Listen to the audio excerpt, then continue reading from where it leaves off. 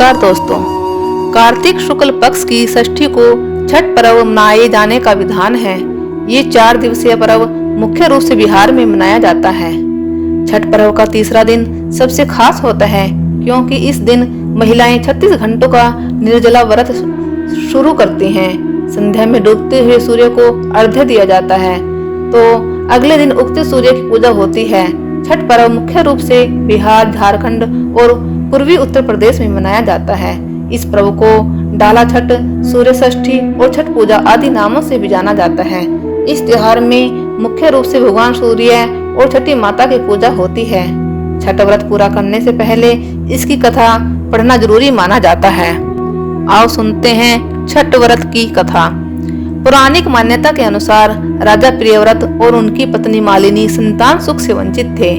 इस बात से राजा रानी काफी दुखी रहते थे। एक दिन उन्होंने संतान प्राप्ति के लिए महर्षि कश्यप से पुत्रेष्टि यज्ञ करवाया।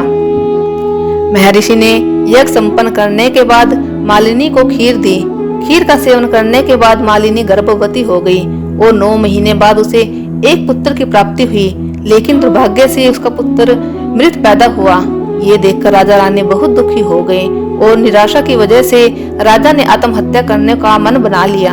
परंतु जैसे ही राजा आत्महत्या करने लगे तो उनके सामने भगवान की मानस पुत्री देवसेना प्रकट हुई और उन्होंने कहा कि मैं षष्ठी देवी हूँ और मैं लोगों को पुत्र सुख प्रदान करती हूँ।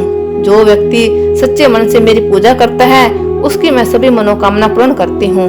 यदि राजन तुम मेरी विधि विधान से पूजा करोगे तो मैं तुम्हें पुत्र रत्न प्राप्ति का वरदान दूंगी। देवी के कहे अनुसार राजा प्रियव्रत ने कार्तिक शुक्ल की षष्ठी तिथि को देवी षष्ठी की पूजा की। इस पूजा के फलस्वरूप रानी मालिनी एक बार फिर से गर्भवती हुई और ठीक 9 महीने के बाद उन्हें एक सुंदर पुत्र की प्राप्ति हुई।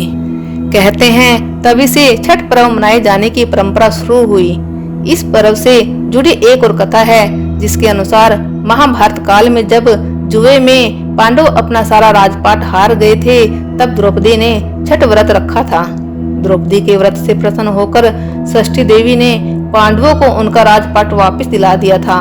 वहीं एक अन्य पुरानी कथा के मुताबिक महाभारत काल में सूर्य पुत्र कर्ण ने सबसे पहले सूर्य देवी की पूजा की थी और कहा जाता है कि घंटों पानी में खड़े होकर कर्ण सूर्य देव को अर्घ देता था।